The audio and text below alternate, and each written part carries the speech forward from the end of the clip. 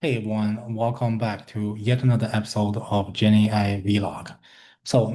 In this couple of episodes, we're focusing on introduction of Gradio app. Gradio app is an open source Python package that allows you to quickly build your demo, your web application to prove out your concept of your machine learning model, AI model, API calls, or it can be any arbitrary Python functions as you want. You can share it with a link and then you can share that link with your stakeholder in just a few seconds of development with all sorts of cool features.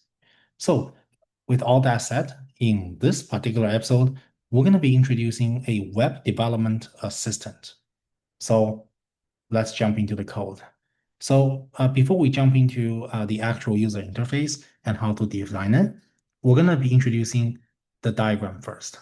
This is the sequence diagram for a web development agent or web development assistant. Let's jump in and let's take it slow. Let's start from the beginning. So you have a user, right? You have a user. The user, it's on a Gradio interface, and then you're gonna have to start to talk to it, right?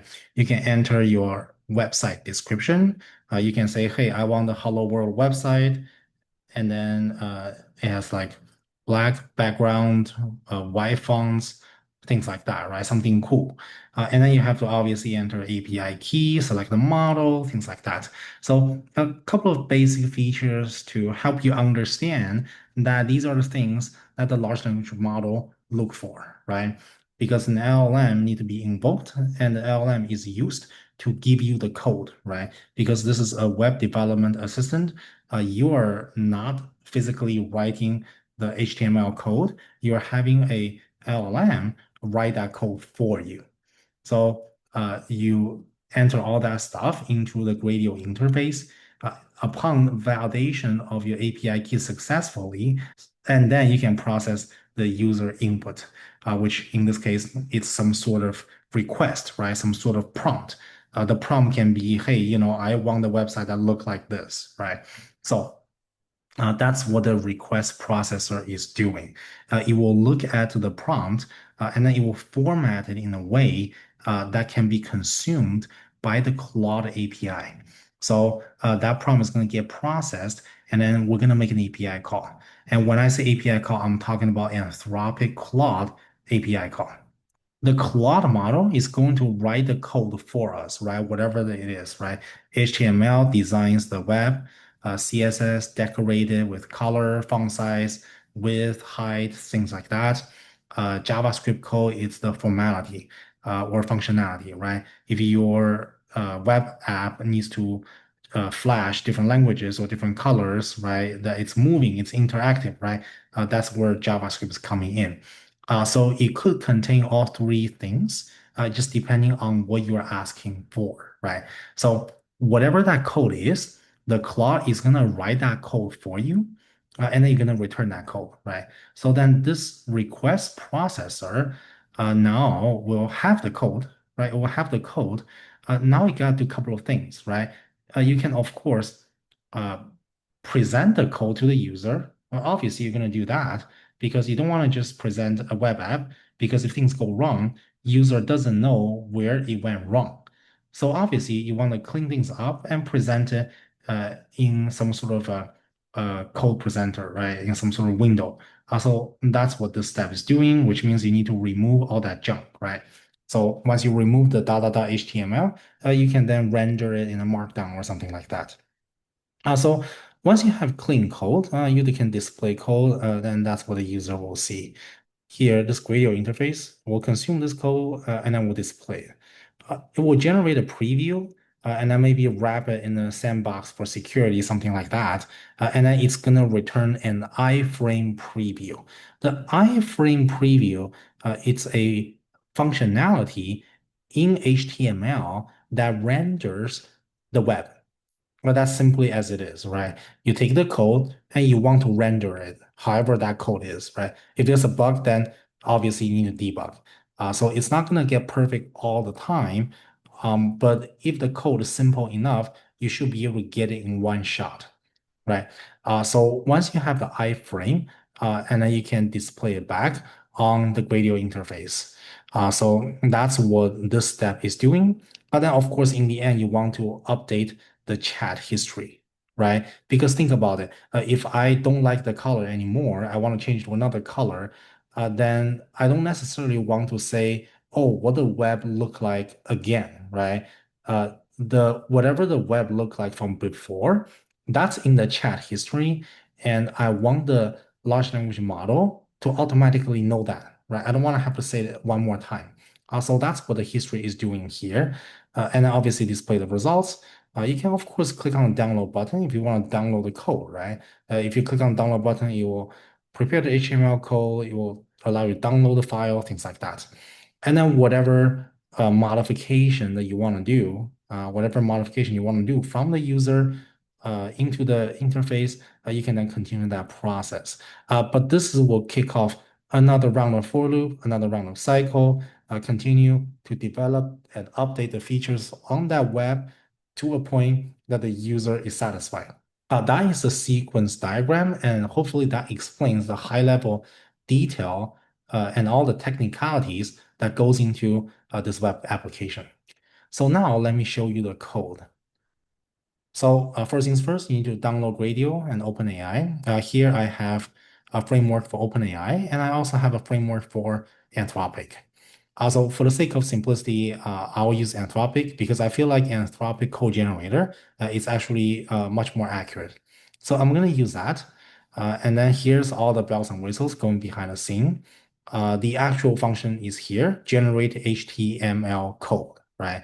And as you can see here, you clean up the body, append the message to the body, and then you send that message in as an input argument along with system prompt. And then obviously you want to max out token because HTML code could get very long, right? And that's really it. It's just a Anthropic API call, and whatever response you're gonna get back, you're gonna post process that, right? That means clean up the code, remove the block, things like that. And then once you have the clean code, you can then preview it, right? And that's really all it is. It's one API call, and that's really it. And then afterwards, these are just for readability purpose, for default purpose, for preset purpose, right? The actual user interface, the actual UI is defined in this with statement. So with this block being defined, inside of that block, we have a couple of things, right? We have HTML to design the title or whatever, right? We have a row, and then inside the row, we have a column. And then inside of a column, maybe we have a group or whatever, right? We have different group doing different things, right? This group will handle markdown, API key, that sort of thing.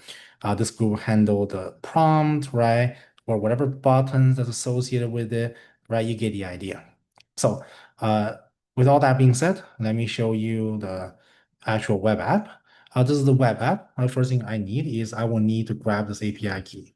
So I go to my secret, and then I grab my API key, and then I can just put it here. Opus 4, it's a perfect model to select.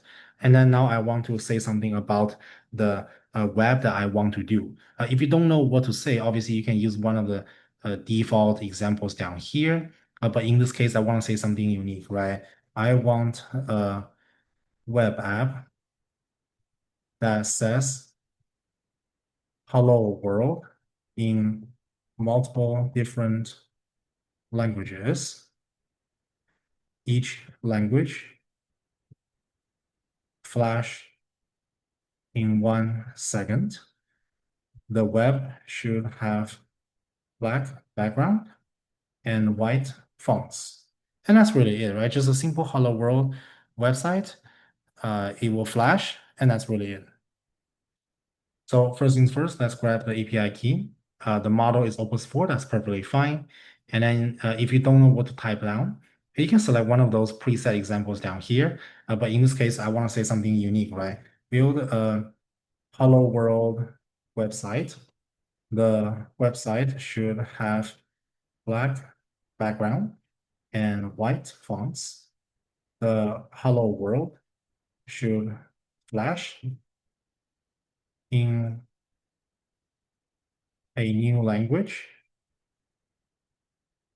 every second, right? So just, a little bit about design, a little bit about functionalities, right? And then we're going to generate HTML. So after I press this button, it will take my prompt, make an API call to the Opus 4 model on Claude via this API key. And then Opus 4 will write the code for me, just like that, right? It writes the code for me with all the bells and whistles underneath, right? If it's a black background, then it will write the code for me, right, in CSS. And then whatever design here is whatever design I set in different languages, and it's in different languages, right? And then here I also set flashes. If it flashes, then obviously it requires some sort of script, right? So that's what it's doing here. You can download the code using this button. You can also preview the web, right? You can click on this, it will preview the web just like that, and see now this is flashing every second, and then it gives you a new language. And then you can, of course, review the chat history, and the chat history will probably tell you what you've done before. And then if you want to change something, the conversation will continue. And then you don't have to retype whatever you said before, right? You can then build new features based on what you have before. So there you go. Thank you for watching. Subscribe and like.